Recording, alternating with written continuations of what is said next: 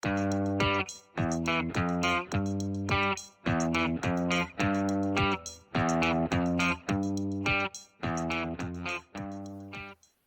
everyone and welcome to another episode of Billy Watson TV. It gives me great pleasure to have a returning guest on. It's his 7th time on the show. He's an excellent guest. He does many more podcasts about various topics. We're going to get into a few of them today.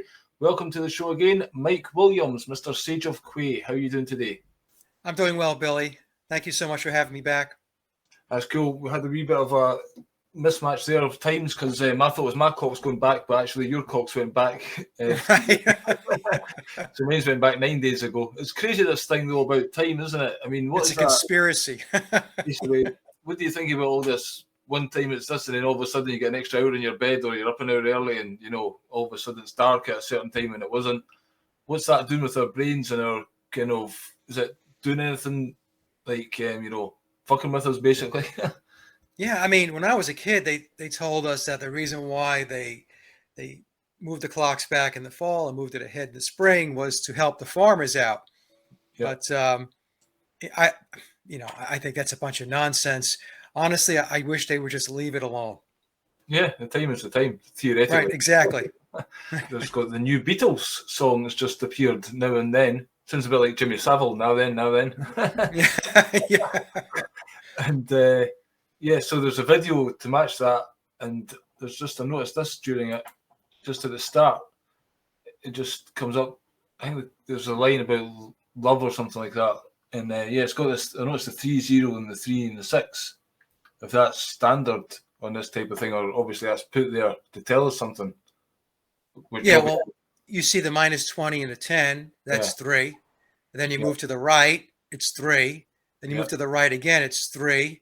And then you have 6. Yeah. So you have 3, 3, 3, and 6. 6 threes. Or 3 6s, sorry. Yeah. So, is that coincidental? I don't know, but I will say this: after doing Beatles research for now 7.5 years, next year it will be 8 years, that whenever they put something up and they display it, especially when it has numbers, it means something.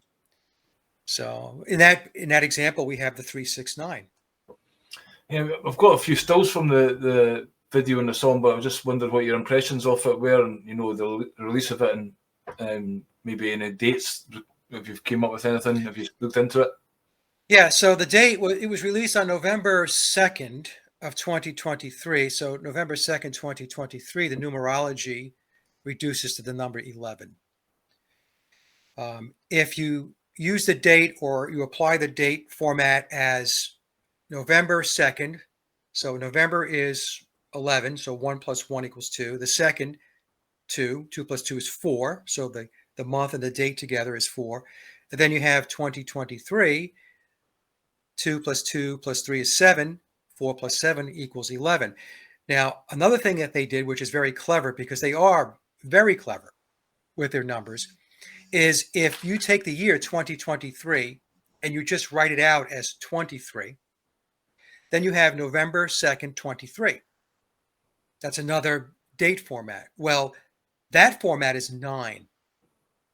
So based upon the two date formats, where you type out the entire date, 2023, that gets you to the number 11. Or if you abbreviate the year to 23, that gets you to 9. So the release of that song is a 9/11 encoded date. Yep. And the Beatles do this all the time. The Controllers do this all the time, where they encode certain events which they deem to be very important with regard to moving their ball forward, to moving closer to their agenda. As an example, I've done this example before. When the March 2020 event came about, we had coronavirus and COVID-19. Coronavirus has Pythagorean numerology of 11. Right. COVID-19 has Pythagorean numerology of 9. So coronavirus COVID-19 was an encoded 9/11 event. It's the same thing with Black Lives Matter. So Black Lives Matter, when you put it into the numerology calculator, you spell it out, it reduces to the number 11. So Black Lives Matter in Pythagorean numerology equals 11. Then we had the acronym BLM. Yep. If you put BLM into the numerology calculator, it sums to 9. So Black Lives Matter BLM was another 9/11 encoded event. And this goes on all the time. So you can see why they would use this 9/11 in big events like Black Lives Matter is obviously a big thing, and even 9/11 itself was obviously done on that day. But this is just a release. Obviously, the Beatles have a big social impact, but right now, 2023, just putting out a song, you're still at it basically. The Beatles, do you think they still have that power? That what's the message here then? Why would this be an important thing to put this out at 9/11? Just putting a rubber stamp in the Beatles, the final release or something. It's almost trying to end it or something like that. Yeah, there's a couple of things going on. So obviously what they want to do is they want to keep the Beatles relevant, especially to the boomer generation. Yep. And this is what I refer to as the ticker tape parade. I have said from the very beginning that Billy, as he rides out into the sunset, he's 86 this year. And as he rides out, they're going to rain all kinds of praise on him because from the perspective of the controllers, he's done an amazing job of moving this psychological operation that we know as the Beatles, moving it forward. And the Beatles they've made a huge impact on the culture. We're not talking about the whole Paulism thing here. It's actually more than just the Beatles moving it forward. It's actually a new age. It's a new age. That's right. We've talked about this. This is going into the age of Aquarius, or Crowley's Eon of Horus. And this is why I refer to the Beatles as the Pied Pipers of the Eon of Horus, because they had a major task in going from the old age, the age of Pisces, to the age of Aquarius, or what Crowley would refer to as the Eon of Osiris, which was the age of Pisces, to the new age, the Eon of Horus, or the age of Aquarius. And so they were the Pied Pipers from a musical perspective. That's why on the album cover of Sgt. Pepper, the Beatles are in multicolored outfits. So the word pied means multicolored. So they were the Pied Pipers. And, looking back at it now, what's happened is a lot of people can't see how important the Beatles were to the transformation of society and the culture because they've been around so long and they have been so assimilated and adopted into the cultural mindset that, people really, they can't distinguish anymore. There was that time though. I mean, if you do a little bit of musical history research, I wasn't alive in the 60s, but obviously that era and the music that came out of it, I'm not that young, but I still look back in it. I mean, the Beatles, there was probably in lots of blues songs, references to Mary Jane and the Reefer and all this kind of stuff. But when Paul McCartney, Fall, whatever, he came out with that interview, basically saying, "Yeah, I've had LSD, and you're asking me, you're the one to blame, you're the media, you're creating the story." In some ways, that's true, but that was a deliberate act, I think, by the new Paul to basically get everybody out their minds on acid. Yeah, it was basically what he was doing. What Billy was doing was taking the whole discussion about drugs, taking it out of the closet. There were, inferences and songs and stuff like that. There's no question about that. But they didn't want it to be something that you had to kind of figure out. Now they wanted it to be in the public domain. Yeah. So Lucy and they wanted it out there. Lucy in the Sky with Diamonds was obviously a big one with that because that's kind of undeniable. Yeah, Lucy in the Sky with Diamonds. But Lucy in the Sky with Diamonds is layered. So it's LSD, Lucy in the Sky with Diamonds, but it's also a reference to Lucifer. Lucy. So, many times Lucifer is referred to as Lucy. So we have at least two layers going on with that song. But, Billy was behind the Monterey Pop Festival with John Phillips. Maybe some folks don't know that. Yep. And with that festival, the CIA was involved and they told local law enforcement to stand down as they were distributing LSD at the concert, because it was a CIA experiment, and to get LSD introduced into the public. So the Beatles were a huge transformation. If we go back to let's say the early 1960s, 1960, 61, 62, around there. Think about it, Billy. It was like a Leave It to Beaver culture and society here in the United States, at least, right? And by the time we get to 1969, we have Woodstock. Yep.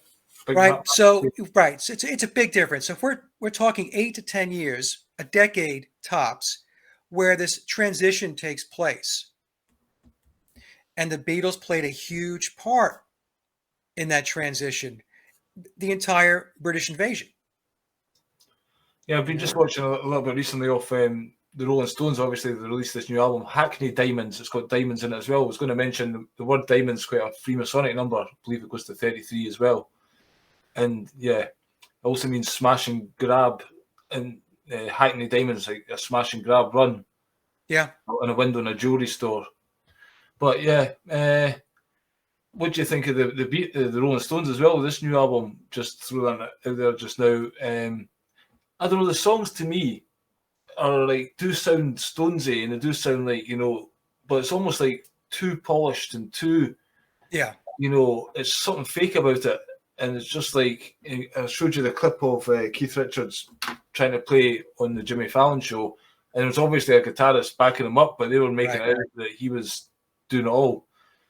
And, then they had the live show recently where apparently it was that band, kicking ass, and it seems to be able to do it. But, what do you think of the Stones? Are they capable of doing this music, writing these tracks? Is this purely their own work? Obviously, I think the producer had a large part. And I just put a video on Twitter recently, last night, where Trevor Horn basically is saying in the 80s, when the drum machines came out, basically you didn't need the band, or certainly the drummer, to come in. You can do it all without them. And there's something, although the Stones did do this gig, as I say, with these songs, I just can't. I'm a big Stones fan. Of playing them in the car the other day, all the classics, whatever, probably produced then as well, but it just seems something false about these guys coming up with this music and the age that they're at. And whereas Bob Dylan seems to be doing it a bit more, relevant to his age and still making music. What do you think about the whole Stones thing? Well, first of all, I didn't listen to the new songs. I just don't have any desire to listen to it. But the Stones are no different than the Beatles and many of these other bands that came out of the British invasion. So you have to ask yourself, do you actually believe that a bunch of guys that are in their late 70s, into their 80s are writing these songs? I mean, they weren't writing them back in the 1960s. Tavistock had the songwriters that were writing the songs for the Beatles, the Stones, and so on. You always wonder, because the quality of those songs they wrote back then, why can't they just keep it up and just pump them out forever, Like Van Morrison still does good work and still writes, he does, interesting things sometimes with cover songs, but he's still writing tracks and putting them out there. You think he is solely responsible for, the main songwriter. Whereas if they could do that then what happened? Why 18 years between albums and stuff like that? Right. Well, there are those performers and band members that do write music. So that's another thing that, some people say, well, I'm saying that nobody writes their own music. And I'm not saying that at all. I write my own music. I'm just saying that when we take a look at the Beatles and the Rolling Stones and the British invasion, that was completely manufactured. Okay. And in my research, I feel I have conclusively proved that the Beatles did not write all their own music, and they were not on all the recorded tracks. And the Rolling Stones were the doppelganger of the Beatles. I mean, the Stones were the bad boys of rock and roll. The Beatles were the good boys of rock and roll. And so Tavistock played them off of each other. And the reason why Tavistock does this is because they know that one band is not going to satisfy a majority of the tastes. So some people are going to be pulled in by the Beatles, like I was. Others are going to be pulled in by the Stones. Others by the Kinks. The Who. I was listening to, I think it was Keith, and he was talking about Andrew Oldham and his importance, because he didn't manage the band originally. He kind of came in maybe after they just made the first couple of songs. something.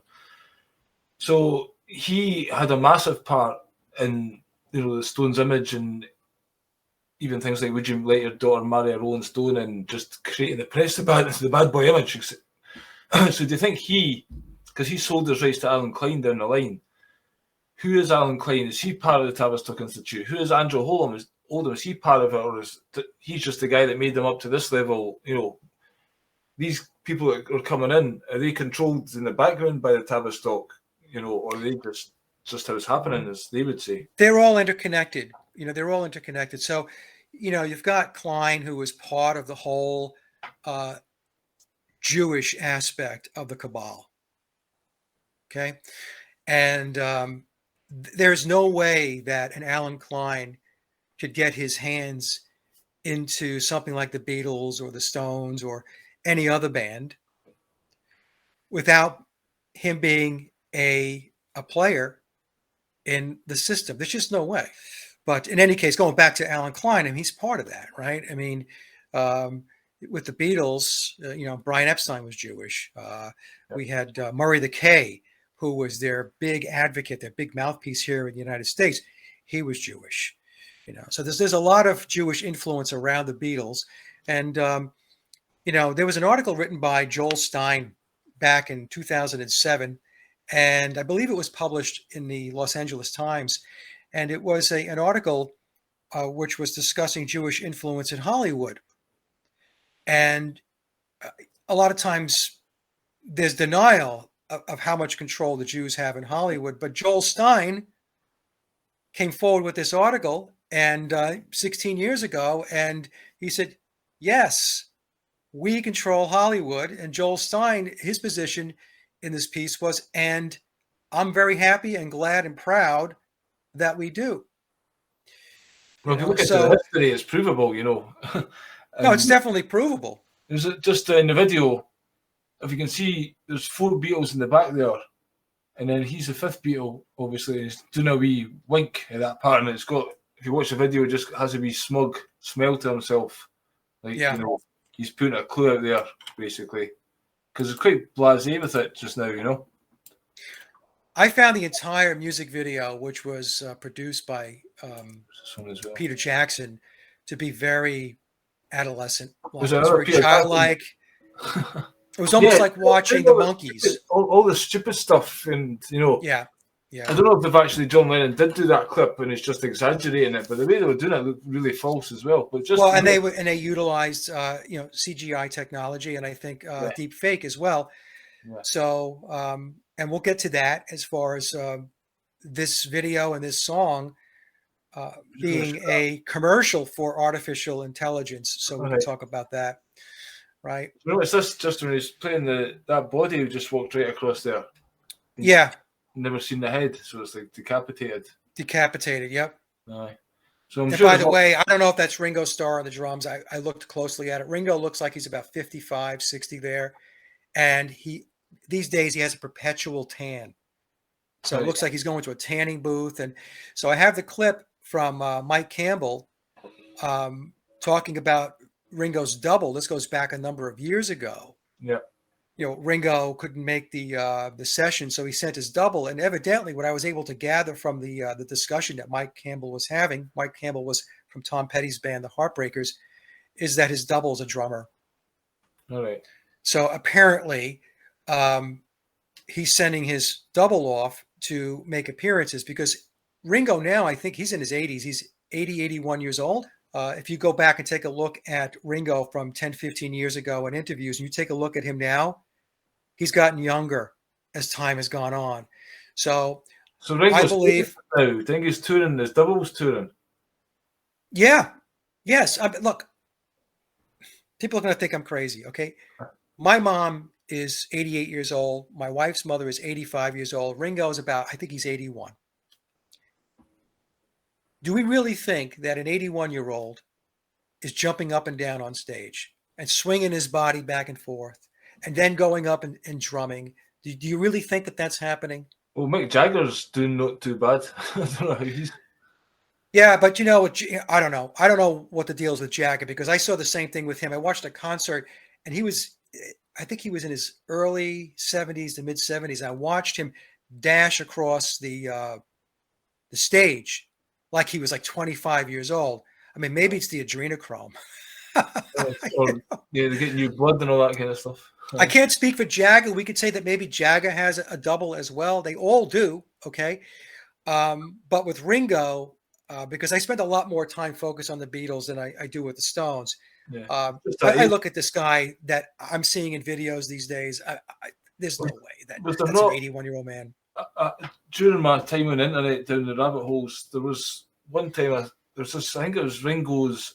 She was saying it was Ringo's daughter, but she was saying like the original Ringo, and somehow she's saying the original Ringo's been replaced, and maybe as you say, multiple Ringos, and they just change them out. It's because it's just a role, really.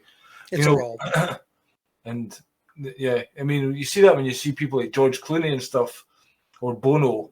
I mean, that's what you two are doing at this big theatre thing now, and I think it's Las Vegas, maybe. Yeah, the Dome and all the subliminal programming. Again, you don't even need to dig deep. It's just like you slow it down. It's like God is bad or kill a cop, and 666 they were flashing. I saw that. There was a video I watched where somebody they got a hold of the footage and they were playing it in slow motion, and it's just unbelievable. It's all about mind control. It's about implanting subliminal thoughts into your mind. I do want to say one thing about Now and Then. So, and I don't think I've ever heard anybody else mention this. I mentioned it in a comment with a person that I had on my, actually, no, Peter had me on his show. I want to have Peter on my show, but Peter Tompkins, who has the channel PT Pop. And he gave a review of the song Now and Then. And he expressed the exact same thoughts that I had. I mean, just really, there was nothing inspired about it. It's not a good song. And so I was actually going to do a video on it. And then when Peter came out with his, I'm like, well, I don't have to do it now because I could just put his video up, and he's expressing my thoughts. But here's the thing. Here's a question, Billy, and for the audience as well. How is it that the greatest band in the world has no source unreleased studio recordings to work with? Why are songs lifted from cassette tapes that were recorded from boom boxes?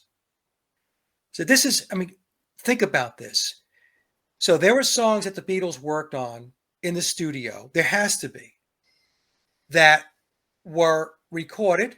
Maybe they are in draft mode, that didn't get released because they decided, well, okay, we're just not going to go with that song. We have these over here. Okay, and this is what we're going to put on the album, or this is what we're going to release as a single. Just an example, Bob Dylan's got all these things he keeps releasing of new stuff that's from the archives, and Neil Young's another one's got millions of them. Right. So when you, as a musician, you know this, Billy, when you record songs, there are songs that you go in and record, and they don't make the light of day. They wind up sitting in a shelf somewhere, or on a shelf, I should say. We're supposed to think that the Beatles just shot gold, and whatever they've done turned to magic. Right. Whatever they touched turned to gold, and that's just that's more of the Cinderella story. That's not realistic. So that's something that we should question, and I find to be very suspect. That we have to go back to old cassette tapes in order to get the song. Is this because I'm guessing they had a tape of John Lennon roughly singing the song, and then they've just done all the background stuff to make a new Beatles track? Or do you know the actual story about this one? Yeah, I mean, it was a 1977 recording. It was a demo, and then 77. So John Lennon wasn't on it. What's that? No, he was still alive in 77. Sorry, yeah. Yeah, he was still alive. I mean, but it's a very plodding song. So if you look, I put the original up on my community tab on my Beatles channel. It's a John Lennon song, then, is it?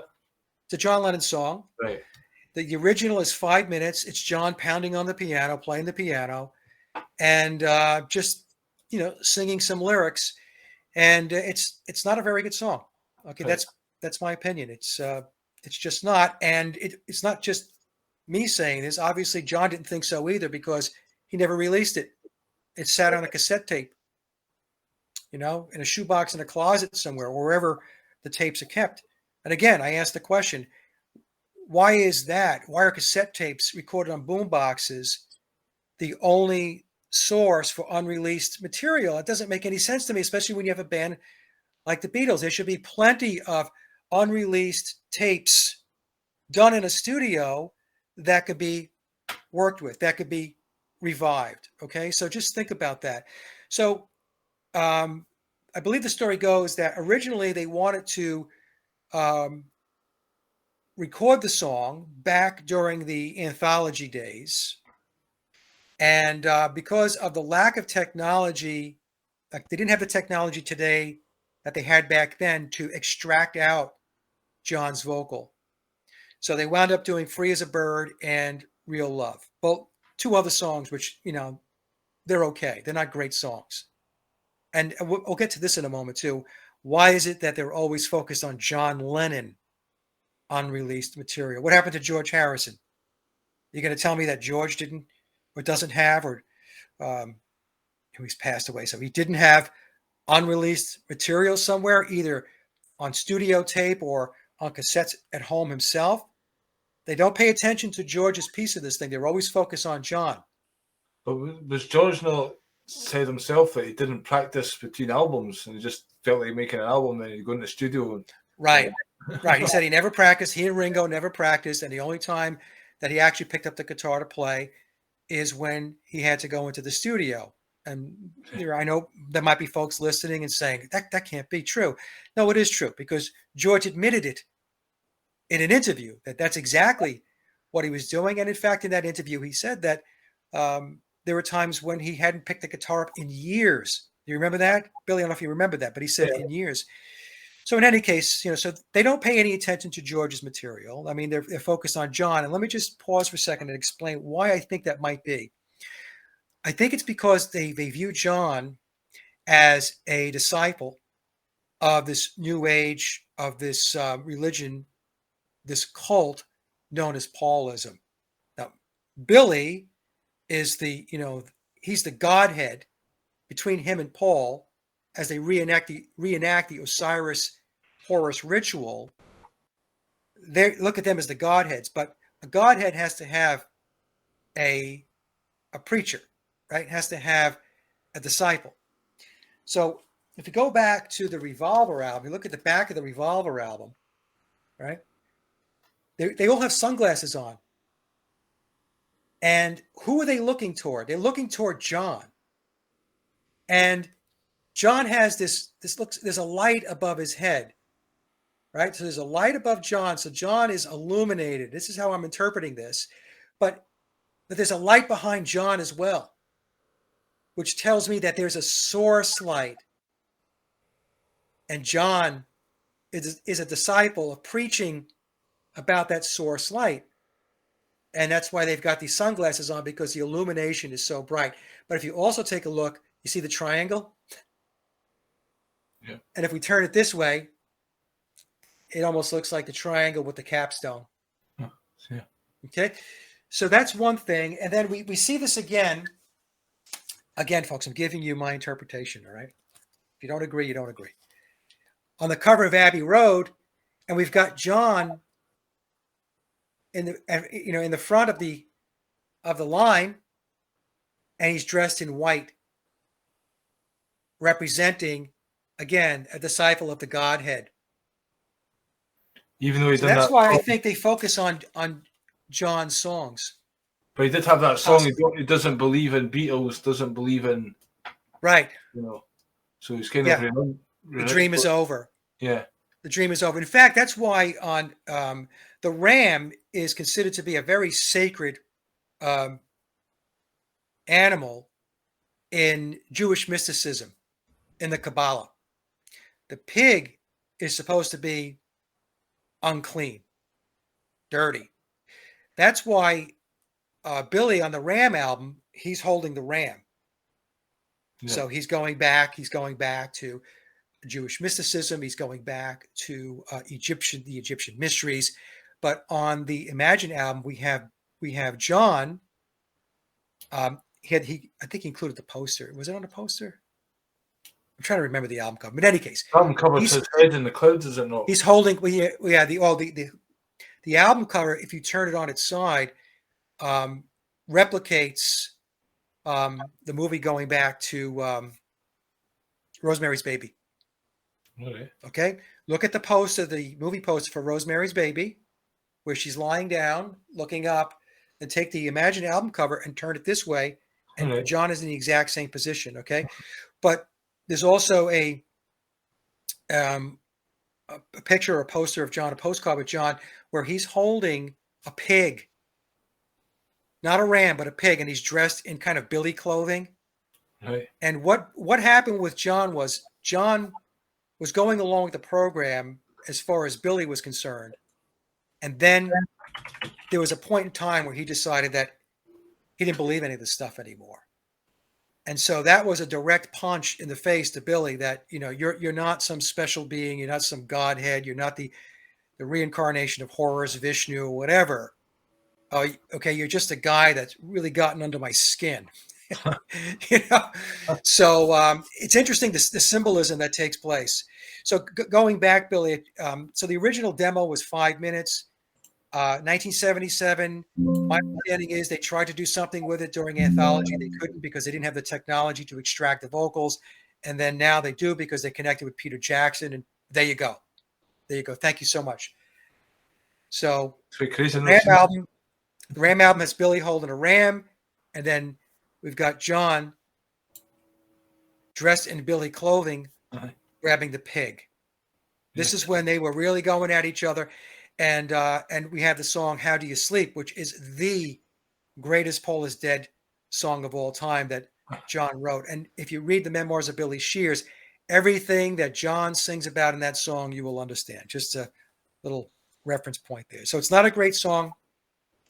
I didn't think it sounded like a Beatles song at all. In fact, even before I took a look at who was involved, I said, it sounds like Jeff Lynne has got his hands in it.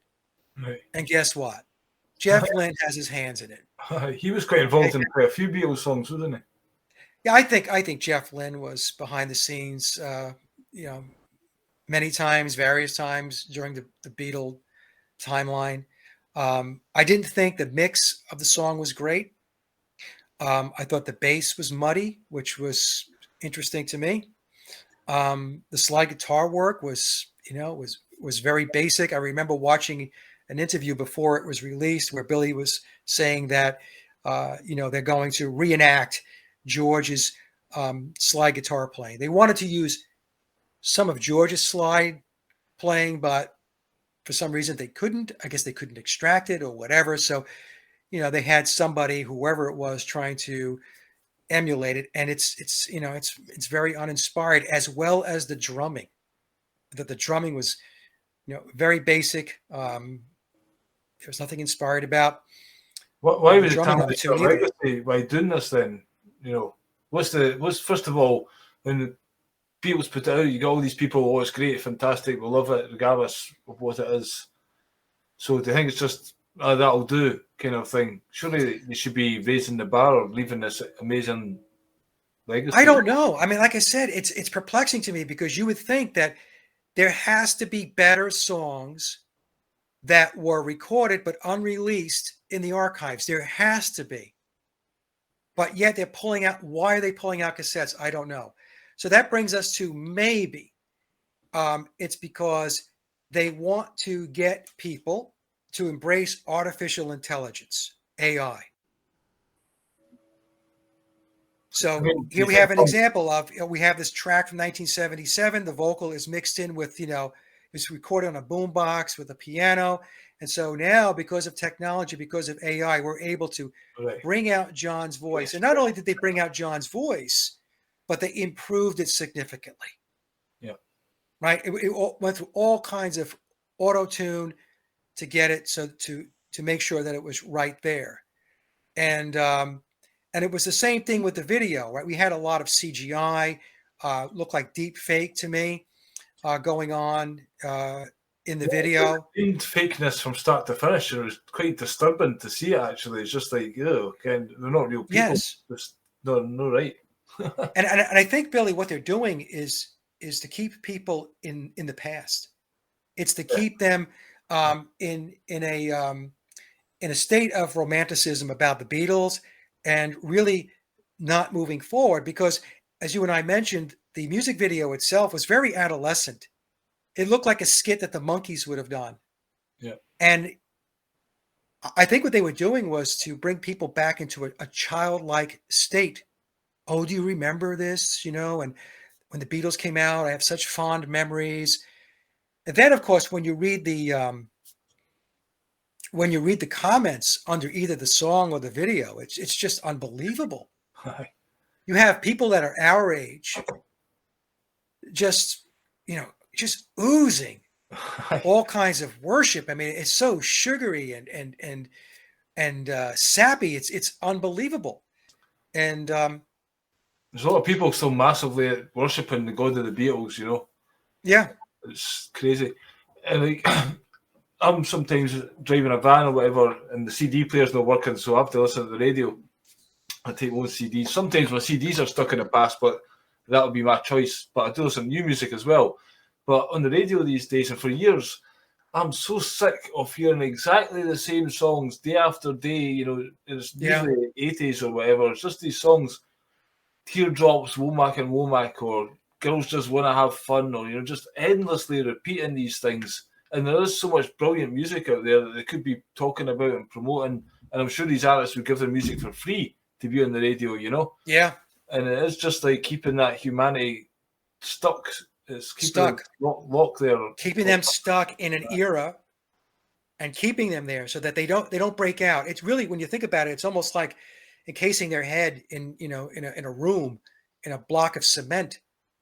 And of course, we know that the music industry and the entertainment industry is completely controlled, and that means the airwaves too. What gets played on the radio is completely controlled. I was listening to one of your interviews before doing the show just last night or something, and it just relayed that thing where there was only a few record companies, so the whole industry was majorly controlled at the start. I mean, right now, because of the internet, then people are getting their music out there, but that grip, the vice-like grip that they had on literally all music, I'm sure they had to tolerate some artists for their artistic temperament or whatever, but in the main, if they didn't like somebody or they weren't performing, they would just get rid of them, I'm guessing, unless it was particularly special. The labels, I think, were the big ones at the time, RCA for sure. Decca. I think CBS was another, Columbia. EMI was connected into Capitol, or I should say Capitol was connected into EMI, which was the Beatles' mother label. Parlophone came in under EMI. The Beatles actually recorded on Parlophone in the early days. And all of these would get sent to like America for finishing. I think Stones Exile on Main Street recorded in the basement, and they've done this great album. But I believe a lot of the work for that went on, 6 months later when they got these rough tapes and they were put into some kind of, structure or whatever.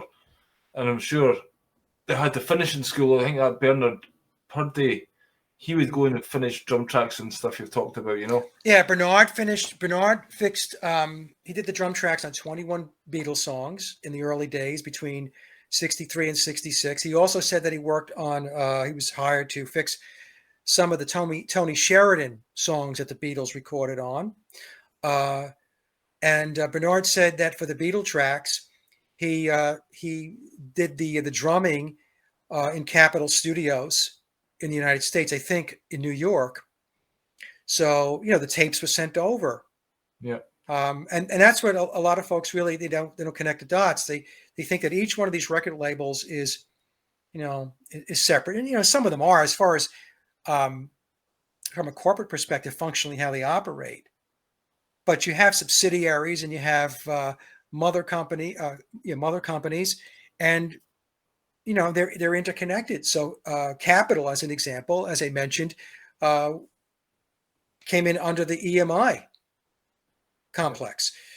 So I mean, the whole punk thing was the first time that people really started doing it for themselves, and then in the 80s there was lots of good indie labels like Creation and stuff like that, and great albums came out of that. But then eventually, because of the business world, they get taken over, like even YouTube, that was somewhere free to begin with, but now corporations move in and everything gets shut down and controlled again. So well, punk was another genre that was created by Tavistock, because when you take a look at the word punk, if you look it up in a dictionary, it really talks about being a degenerate, a societal outcast. And so they created this genre. And then, like you said, Billy, then they have these quote independent labels that come up. And then what happens is these independent labels then get to a point where they are bought up by the larger companies. And this is by design. This happens all the time, by the way, in the corporate world. Right? Smaller companies are bought up because these smaller companies, what they're really doing is they're doing the grunt work. They're the ones that are doing the heavy lifting in the beginning. And so once it gets to a point where it's established, then the bigger companies just suck it up. So initially, I guess we could say that maybe these indie labels were organic, but the thing is, they're trying to be organic within a very controlled system. Yeah, that's the problem. You had Mike Stock on. That was a good interview where he basically says it got too big and was shut down. Yeah, Mike Stock essentially created a new genre of music. That's what he did, and that's a situation that is, really, it was out of the ordinary, because that typically did not happen. And as Mike explained, as he started to get traction, they put the kibosh on him, and they tried to tie him up with litigation. In the interview, Mike said, he spent a lot of money, trying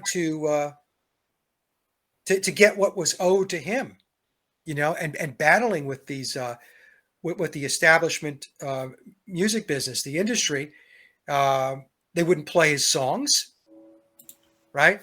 Yep. So Mike, Mike learned. You got to number 41. Every track 41 or 42, you couldn't get in the top 40. That's right. Mike said that, right? He said if you didn't make the top 40, all bets were off. That's where you had to be. So they made sure that they kept him below that mark. You've changed the way that they counted up the votes or the record sales and stuff like that. Yes. Yeah. So I have to have Mike back on the show again to talk about this stuff, because that was a really good interview. He's one of the good guys, let me tell you. Even on Twitter, he's out there, and he's not just doing music, but he's trying to wake people up. So I tip my hat to Mr. Stock. I just noticed here a couple of things. I thought we'd get into this a wee bit. You mentioned you showed the Abbey Road still or album, and that had the Volkswagen 28 If. Yeah. And then on this one here, it's got the Love Heart. And the reason I mention these things is because you had a guest recently that was talking about Billy's family and this whole thing to do with the Hamilton, or where there's a kind of new lead as to maybe where you think Billy's parents were. The Douglas Hamilton and the Percy.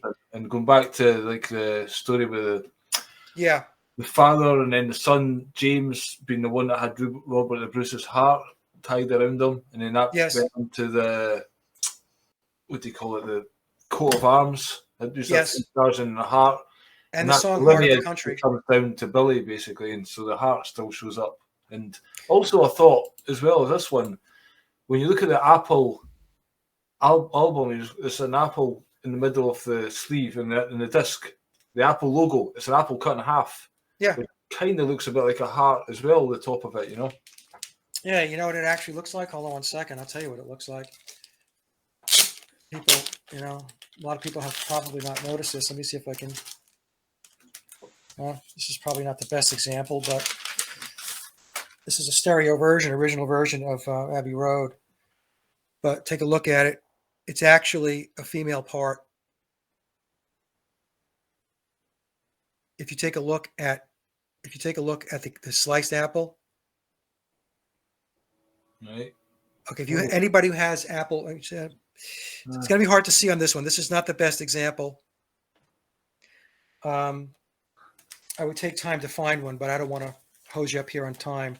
So, folks, if you have But a just Beatle look album. at it, and the top of it kind of looks like a heart. If you extended the bottom bit down, Yeah, just I don't know, maybe I don't know why yeah. it's something like that. Trust me, though. Trust me. If you look at this label, I know what you're saying, but if you look Yeah. at this label, and get a good, copy, it's going to be difficult on this one. It's the female bottom half. Right, interesting. Okay, all right. So there's no question in my mind. It's very obvious. Once you see it, you cannot unsee it. It's like these lots of church doors is actually, the Mother Mary's, like the clitoris has got, like, you go through a church, it's like entering into the womb. Yes, It's got yes. the vaginal kind of entrance. Right. So Yep. it's incredible what you see when you know to look for these things. It's like you walked around I was close to Edinburgh and you take the city for granted and then you hear about Tartaria or stuff like that and you go, hold on a minute, what's Yeah. actually going on here? Hey, the other thing when you talked about Stacy's work on his family lineage, what she believes is his ancestry. His father's side of the family would be the Douglas Hamilton. So his father, she believes, is Douglas So Hamilton. first His of all, mother, Douglas Hamilton was the first guy to first landowner or something to support William Wallace. Yeah. yes, And then he had a son, was the Arthur, I think, was it? Or James. James. Then he was the first lieutenant to Robert the Bruce. Right. That's right. Right. And so in that lineage coming down from there. Yes, and his mother is the Percy line, which is a very powerful maternal bloodline, and the Percys do have some Campbell blood. Right. And in memoirs, Billy mentions that he does have Campbell relatives. All right. So now the other thing too, it would be Lord Douglas Hamilton. They were lords. Yeah. Because So they don't now when we go, by getting into lots of debt or something like that. Somebody offered them a title and it was like getting £1 million in debt. But they took the oh title. yeah. It was along the timeline there. Right. Property was passed to one of his ancestors, and it was $1 million in debt. And back in that day, that was an astronomical amount of money, right? But somehow, they were able to dig their way out of that hole. But when we think in terms of Stacy's work and saying that he comes from a family of lords, the line in A Day in a Life makes a lot of sense now. Nobody was really sure if he was from the House of Lords. Okay, that's a good one, yeah. Okay, so her research, in my mind, and I'll put the link down below, folks. I'll give it to Billy. Very compelling research. I know other people were looking into his bloodline, his ancestry. After I uploaded that presentation with Stacy, things kind of quieted down, and I don't know whether that's from others. I don't know whether that's because once they watched hers, they thought, well, I don't think mine is going to stack up. I don't know. I got my Facebook account hacked, so I got a new Facebook profile. But my old one, there's a guy sending me messages, and he was sending me a lot of stuff to do with William Wallace and Paul McCartney and family tree lineages and all these pictures. And like, I asked him, look, you want to come on the show and describe all the stuff you're sending me? Because I don't know exactly what you're trying to say. And he didn't do it. No. I know somebody like that too. Uh-huh. Okay, so there was a person that was doing the same thing with me, and I made multiple offers for them to come on the show to present their findings. Yeah. And no, everything was coming in piecemeal. No. And it was coming in, and okay, so it's piecemeal. So at some point you have to connect the dots, right? Yeah. You have to. So I don't know if it's the same person. I'm not going to say who it is. But in either case, like I said, I put the offer out there a number of times for them to come on the show. Yeah, especially if they're saying something's wrong and this is it, right? Well, come on and tell the world, But well, that's the thing, right? I mean, hey, look, there are people that are putting their research out there. Are they right? Are they wrong? Are they partly right, partly wrong? Look, the audience is going to have to decide. They'll have to do some additional research on their end. But here's the thing. They're coming out and talking about their research. They're putting it out there. Yeah. That's the difference between somebody that wants to be an armchair quarterback Yeah. and wants to throw stones from the sidelines, and somebody that actually goes out there and says, you know what, I might not have it all right, but I'm going to put it together. It's like the guy, John Black, that did the decode on the Volkswagen on Abbey Road, and I had some comments or people were saying, I don't think so. I think it's this. I think it's that. Doesn't matter what you think. Yeah. Okay. I mean, maybe it matters to you, but, John stepped out and he said, hey, Mike, this is what I found. And at the very least, it's food for thought. And by the way, I thought it was very, very good because Billy is very much into anagrams and Yeah. puzzles. So that makes perfect sense to me, as did Stacy's, by the way, where, she decoded the plate as well. Yeah. And it's not to say that the plate doesn't have more than one meaning.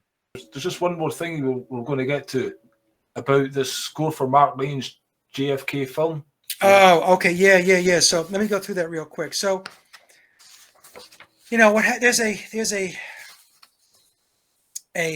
hypothesis. I'll call it a hypothesis. It's not a theory, that Paul McCartney, biological Paul McCartney, was taken out because he was going to do the soundtrack to a Mark Lane movie, and Mark Lane is best known for his JFK conspiracy work, and saying that it was a government plot, and there was a whole lot more to it than just Lee Harvey Oswald. And there's a propensity out there for people to cling on to stories that make them, I guess, more comfortable or feel better as far as the how virtuous Paul McCartney was, at least in their mind, at least what they want to believe. And I'm not saying that Paul McCartney didn't have virtue. What I'm saying is nobody knows the man personally, right? You didn't grow up with him. You didn't go to lunch with him. You didn't go to school with him. You didn't hang out with him. You didn't drink beer with him.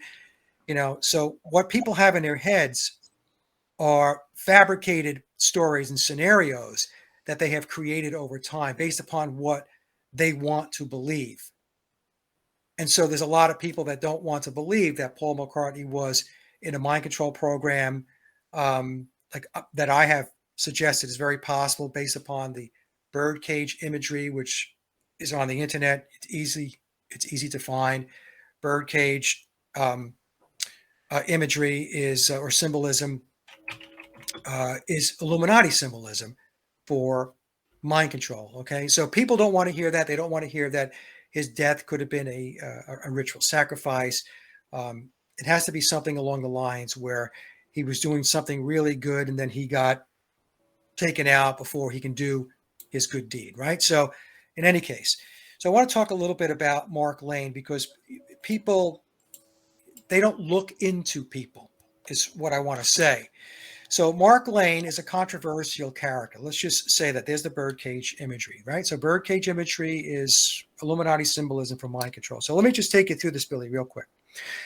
So Mark Lane, his real last name is Levin. So he's Jewish. He was a Jewish lawyer. He was born in 1927 and he died May 10th of 2016. In 1951, Lane established a practice with Seymour Ostrow in East Harlem, that's in New York. Although Lane acquired a reputation as a, quote, defender of the poor and oppressed, Ostrow later asserted that Lane was, quote, motivated more by his ambition and quest for publicity than any dedication to a cause or concern for the interests of his clients. The partnership, meaning their law firm, dissolved in the late 1950s. So what we need to know about Mark Lane is the main protagonist involving the JFK conspiracy. So he was really front and center about the conspiracy, that it wasn't Lee Harvey Oswald that acted alone, that there was an entire, cabal of conspiracists that were involved in the murder or the assassination of John F. Kennedy. Okay. So It was also at this timeline, we have to understand that the CIA coined the phrase conspiracy theorist. So the phrase conspiracy theorist goes back to the JFK assassination. Yep. Who was front and center with the conspiracy theory about the JFK assassination? It was Mark Lane. He was also connected into, and I'm sure a lot of people don't know this, he was connected into Jim Jones. Oh my God. Okay. So in 1978, Lane began to represent the People's Temple. So this is Jim Jones. And the temple leader, Jim Jones, hired Lane and Donald Freed to help make the case of what is alleged to be a grand conspiracy by intelligence agencies against the People's Temple. Here's the kicker. Lane was present in Jonestown during the evening of November 18, 1978, and witnessed or heard part of the events, claiming at least 408 lives. So here we have Mark Lane being the front man at the front of the parade for the JFK assassination, the conspiracy, right? And I'm not saying that he was wrong, but he's controlled opposition, right? I'm going to get to this. There are other researchers that have looked into him and said that, he was in military intelligence, he was with the CIA, and he was therefore controlled opposition.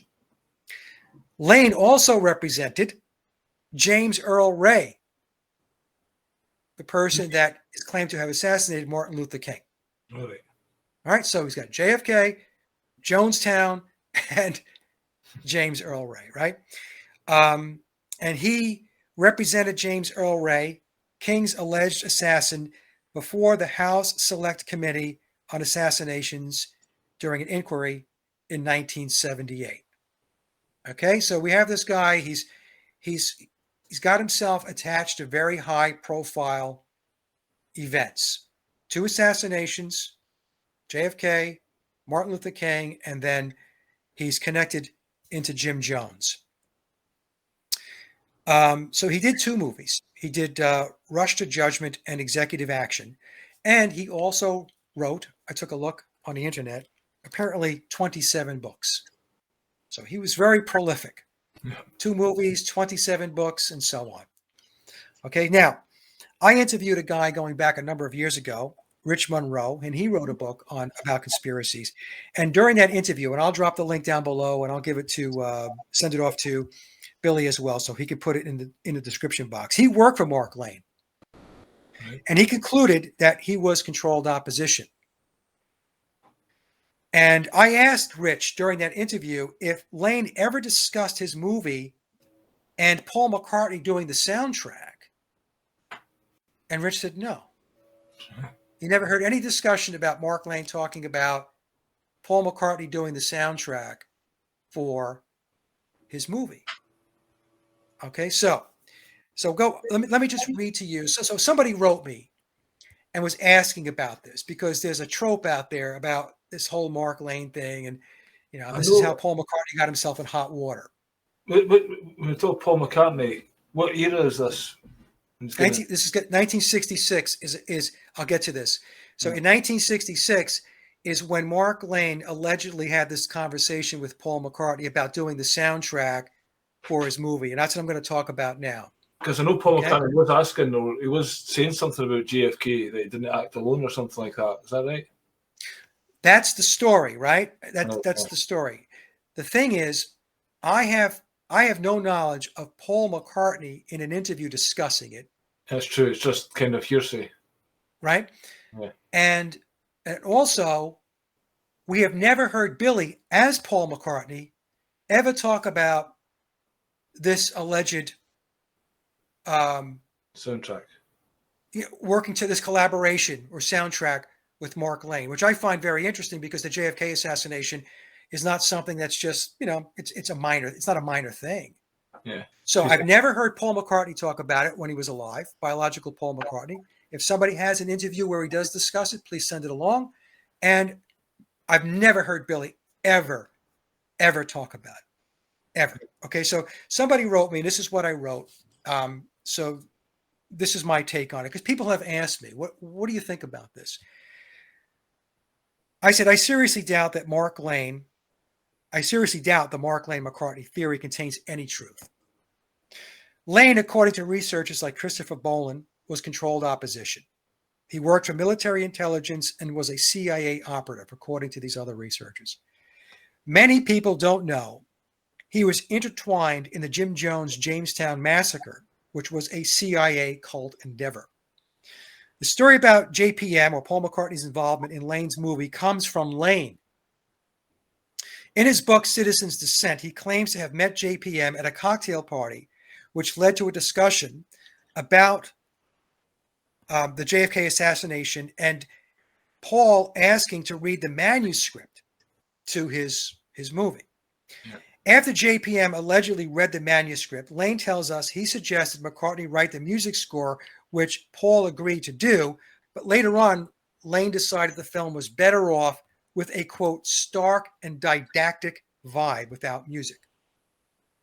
Okay, Right. so he meets Paul at a cocktail party, talks to him about the manuscript. Paul wants to read the manuscript. He reads it, gets back to him after several days, and says, yeah, I can write the score to this movie. But then Lane decides that the film is better off without music. So we have to say to ourselves, or have to ask ourselves, so hold on here. So he's got supposedly the biggest name in entertainment at the time in 1966 to back his endeavor and to write the musical score, to put the soundtrack together. And then he decides, I'm not going to do that. So on one hand, he wants to have all his attention put on his film so that he can get his message out about the conspiracy around the JFK assassination. But he doesn't want to bring Paul McCartney's soundtrack into the movie. That doesn't make any sense whatsoever. No. And of course, this whole discussion is predicated on the fact that Paul McCartney is actually writing music, that he is actually writing music with John Lennon, which, for those of you who know my work, that wasn't happening. Yeah. I don't believe he or John Lennon or George Harrison wrote anything between 1962 and 1966. Okay, so that's problem number one for me. I believe it's a contrived storyline by Lane. Also, the book was published in 1968, 2 years after Paul was gone, which was very convenient.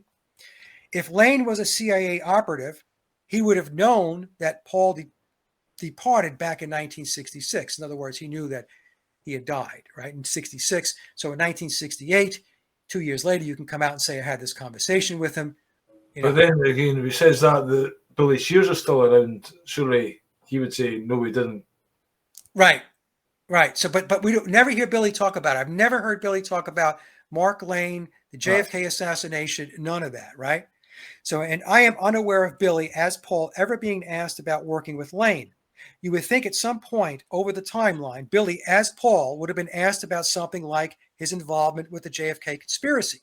You would have thought. Especially with a character like Mark Lane. And then I go on to say that last I interviewed a guy a few years back that worked with Lane. He told me that Lane was a gatekeeper. My guest also talked about Lane's weird involvement with Jonestown.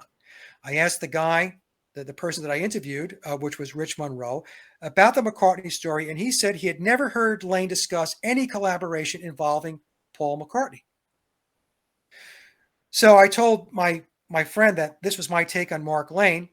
I believe he helped to concoct a CIA conspiracy theory with as controlled opposition with JFK, and also one in a theory including one around Paul's death that has lived on for almost 60 years now. So here's another interesting thing, and I'll wrap up with this, Billy. There's two different versions of this story, believe it or not. One has Lane asking Paul about writing the score, and the other had Paul offering to write the score without Lane asking. So there's two different versions of the story out there, and I'll drop a link down below, and I'll give it to Billy on the other story, where it's Paul offering to score the soundtrack without Lane asking. In the alternate version, where Paul offers his desire to score the movie, the story has that Lane is with Paul McCartney in, I guess, Paul McCartney's apartment, and he's playing the beginnings of a song that he was working on, and he plays it for Lane. And that song was Eleanor Rigby. Okay, so here's the problem, all right? Paul McCartney didn't write Eleanor Rigby. That song was written either by George Martin, Theodore Adorno, or some other crack ghostwriter that was on the team for writing the Beatles music between 62, 66, and also from 66 to 1970. But in any case, I hope that made some sense. So the bottom line is that Mark Lane, he's a controversial character. There's a sketchiness about the things that he was involved in. And so the whole story, when you read about it, it seems very contrived to me. Now, did he meet Paul McCartney? Maybe he met Paul McCartney. But certainly Paul McCartney was not going to be writing a soundtrack or scoring his movie, because Paul McCartney wasn't, So you think a this songwriter. He's just put the story out there, and that's it. Basically, there's no substance behind it, and people have latched That's onto what I see. I see a story that was put out there, in 1968. Paul McCartney's gone because he died in late 66. Pick your date: August, September, November. And so, who was going to argue the story? I don't know. But then again, like I said, we don't ever hear Billy, who's playing Paul McCartney, ever talk about this. So I don't know. The whole thing seems very contrived to me. And personally, I put zero stock in that explanation as to why Paul McCartney died. Yeah. So just to wrap up, what do you think Paul's end? Do you think his demise is coming soon? Do you think he's wrapping things up? Billy? Yeah. Yeah, I think Billy's 86 years old. So Now and Then, the title of the song itself, Now and Then, is another segue, to, I think it's another clue that his runway is very short. And how short, I don't know. It could be next week. It could be when he's 90. He likes the nines. I've always said that 90 was probably the date, like Chuck Berry. But who knows, I've seen something the other day. I think he's saying that, why should he stop playing? He's going to play till he drops, kind of thing. Yeah, that's because, he made a deal with the chief commander, right? That's the chief commander telling him you're not going to stop playing until you can't play anymore. It's the same thing with Ringo. Yeah, you just see Billy. He is looking a bit, his years are catching up with him, kind of thing. And Yeah. Even when you hear Ringo speak, like when you hear Ringo speaking, when he was doing they were doing the little mini documentary before the song was released. If you listen to Ringo's voice, it sounds very old. Yeah. Very old. And so I believe that is him speaking. Right. But how can that then be the guy that's on stage with the all-star band singing and running around the stage and jumping up and down, doing jumping jacks and going up and down, playing the drums? Somebody's asking about Ringo spilling the beans. Not going to happen. Not going to happen. Ringo's not going to spill the beans. I think, what was it, the guy in Wings, Danny Lane, he was quite the closest, I think, to somebody. He was alluding to Billy Shepherd and stuff like that, wasn't he? Oh, Denny's a longtime friend of Billy's. It goes back to the days with the Diplomats. And interesting enough, I don't know if you saw this post, but Denny is very sick, and he has a GoFundMe to raise $100,000 because he doesn't have any health insurance. Right. And he got remarried, and he lives in Florida. And I put a post up. My immediate thought was, nobody has to do anything that they don't feel compelled to do. Okay. But my thought was this: Billy can't write a check for $100,000 so that this guy, so his buddy going back to, whenever, this is true. Yeah. Can have his operation or have his medical treatments. I don't know. Maybe Billy did offer. I don't know. It just seems odd that that post went up. Maybe you should say full expose and McCartney donate here. I know he was very pissed at Billy when the Wings tour in Japan got canceled, because when Billy packed the weed in his suitcase and then he wound up in a Japanese prison for 9 days. Well, the entire band was out of paycheck because of that. Yeah. Because of Billy's, selfishness. And in the book and memoirs, he tells us that, Denny was very, very angry with him for that. Yep, but I guess at that time he thought he could do anything. He was untouchable. Yeah, that's what he said in the book. He said that, he felt like hey, I'm Paul McCartney, I could do whatever I want, and he winds up in jail for 9 days, right? There's the number 9 again. In 1980. So, 1980 is reduces to 9 as well. But that again exposed the whole thing that he wasn't the original Paul McCartney because of the fingerprints that they had originally didn't match the ones of him. That's right. Yeah, that's the situation that got him in a bind, because the original Paul had his fingerprints taken when he and Pete Best lit a condom on fire. They nailed it to, I guess, the side of a building. They lit it on fire. Right. And so, the police were called. It was in Germany. And so he got arrested, he and Pete, I think it was Pete. And his fingerprints were taken. So his fingerprints are now with Interpol. Right. So when Billy got arrested for carrying, all that weed into Japan, they took his fingerprints again. Right. And then when they did the comparison, they were like, well, these fingerprints don't, who are you? And somebody makes a phone call, just let him go. Yeah, that's what happened, right? So they wind up making a phone call over back to the UK, like, oh, yeah, he's our guy. Just let him go. His fingerprints changed, don't worry about it. Yeah. Anyway, Mike, it's been a pleasure having you on again. Thanks very much for your time. And anything you'd like to say to wrap up, to send people to your stuff or anything? Yeah, just go to my hub website, folks, Sage of Quay, SAGEOFQUAY.com.